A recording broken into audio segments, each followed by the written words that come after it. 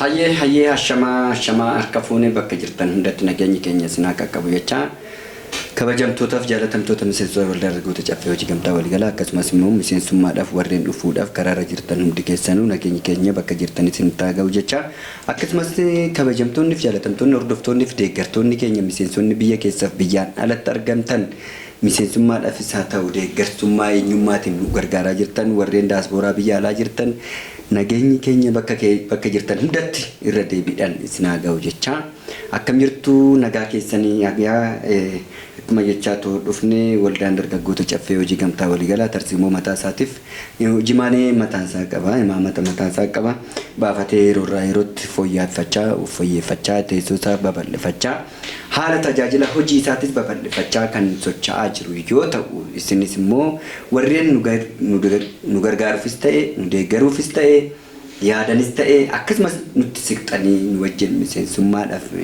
nu keessatti hirmaattanii nu wajjin hojjechuuf warreen dhuftan hundi keessan koottaa anaa dhufu karri keenya balballi keenya banaadha guyyaa beellamni keenya iddoon itti argamnu wajjinin guyyaa iddoon itti argamnu jammoo tokko kaarrarraa kan turre jammoo tokkotti dabarree jirra jammoo tokko jiddugala gabaa waldichaa keessatti argamna.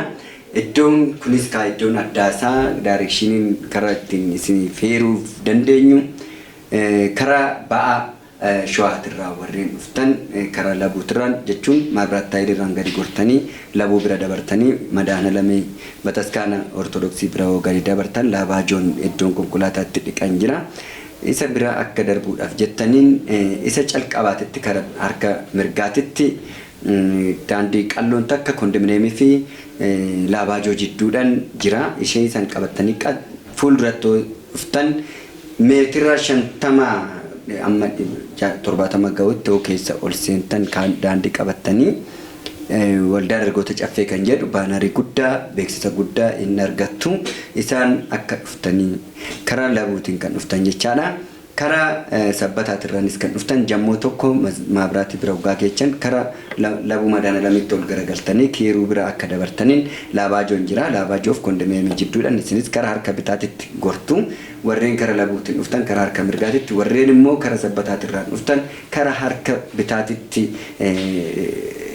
naannoftanii seentu warreen karaa magaalaatirraa meeksikoo yookaan immoo karaa boolee lagahaar karaa ayyerxeenatirraan dhuftan immoo Mikaa'el Addabaabaayii bira gad dabartanii jammoo tokko macaadhuma iddoo taaksiin dhaabbatu irratti karaa labuu madaana lamiititti yookaan karaa labuutitti ol garagaltan kiiruu bira dabartanii isinis laabaajoo fi kondominiyeemii jidduudhumaan seentu bifa kanaan jiddugala godhannee teenyee jirra koottaa isin eegna eenyumti keessan miseensonni imma tokko irratti qofa xiyyeeffatanii socho'an tokko akka jiran quba qabna. Karaa kibba Oromiyaa kana keessatti warreen jirtan bifa gaarii ta'eetiin akka hubattan waldaan dargaggoota caffee hojii gamtaa waliigalaa isin akka jettan waan tokkicha qofa irratti yookaan mana jireenyaa qofa irratti kan xiyyeeffatu osoo hin taane waan hedduu of keessaa qaba hojii multipurpose caffee use multipurpose caffee cooperative society dha malee waldaa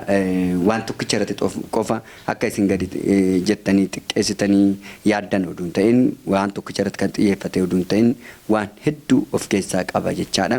Kanaaf guyyaa gaafa qibxataatii fi kamisa immoo guyyaa guutuusaa guyyaan itti leenjii kennaa oollu guyyaa itti uwwachiisaa oollu guyyaalee itti miseensa haaraa fudhannu waan ta'eef akkuma jirutti ta'a. Kanaaf viidiyoo tanaan dura 2014 keessa qulqullina miseensatiif jecha ugaa qulqulleessinu san keessatti na gadhiisne miseensa 300 kan jedhamu san wanni akkasanii akka karaa keenyan hin jirre yeroo ammaa kanatti fooyyeffannee miseensa 15,400 barbaanna jennee jirra. Miseensa 15,400 keessa miseensa 7,170tu har'a jira.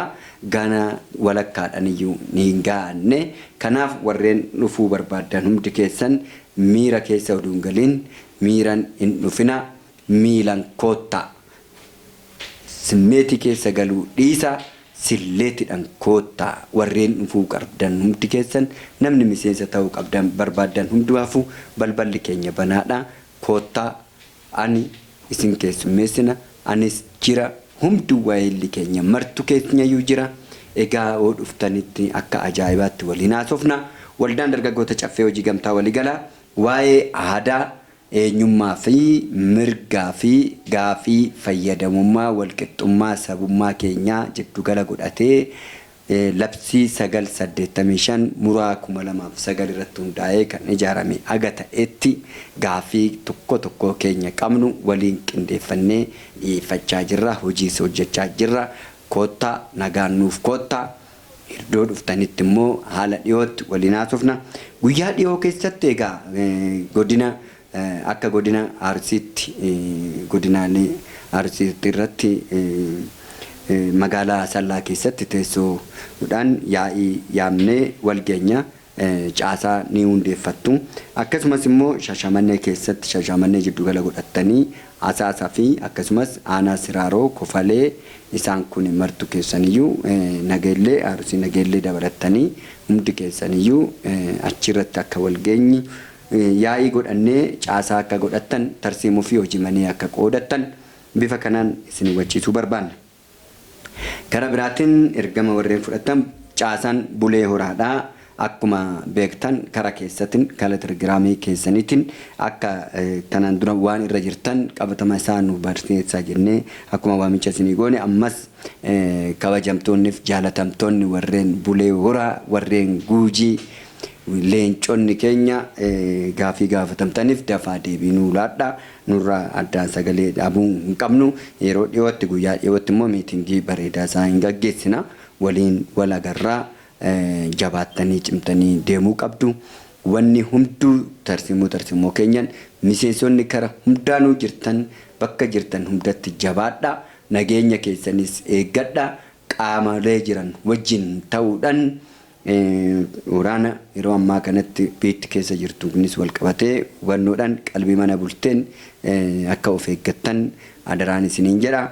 Jabaadhaa cima hundaafuu jala dhaanurra irra aanuu wayya irra aanuuf immoo waliin deemuu qabna.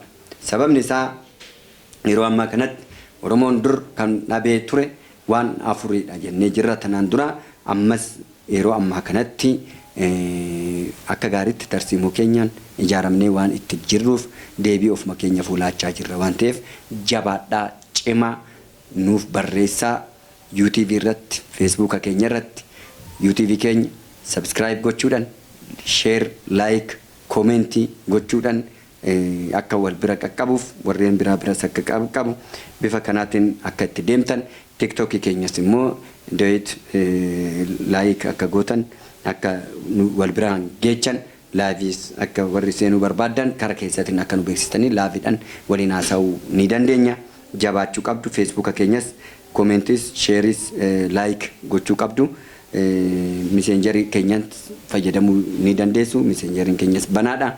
Jabaadhaa. Kara hundaanuu isin bira ga'uu kara qabnu hundaan isin bira keenya galatoomaa jabaadhaa. Injifannoon an ummata Oromoo martuu haa ta'u galatoomaa horaa bulaa leemanaa. Hayyee.